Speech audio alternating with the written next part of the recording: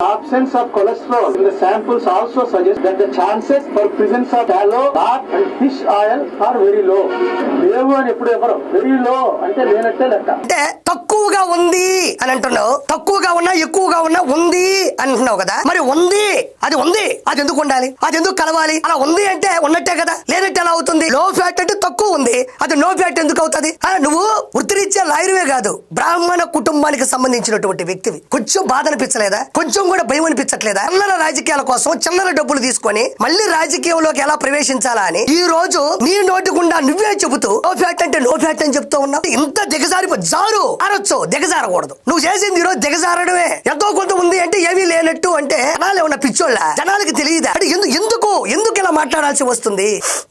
ఈ తనంతా చూడండి. నాకు మీకేం వైరం లేదు, నేను మీకన్నా చాలా చిన్నవాడిని. మీ రాజకీయ అనుభవం వేరు. ఈ రోజుతో పోయింది ఆ రాజకీయ అనుభవం. ఈ రోజుతో నీ జీవితం శూన్యం. ఇక్కడ చూడండి, ఈ తనం చూసిన తర్వాత ఎవరైనా ఏమంటారు? తల పండిపోయింది అంటారు. ఈ రోజుతో నీ పాపం పండిపోయింది. గుర్తుపెట్టుకో ఉండవల్లి అరుణ్ కుమార్, ఇది చూస్తే తల పండిపోయింది. ఈ రోజుతో నీ పాపం పండిపోయింది. రానున్న గడియల్లో, రానున్న రోజుల్లో ఆ శ్రీ వెంకటేశ్వరి యొక్క దెబ్బకి నువ్వు అధఃపాతాళానికి వెళ్తావు. గుర్తుపెట్టుకో.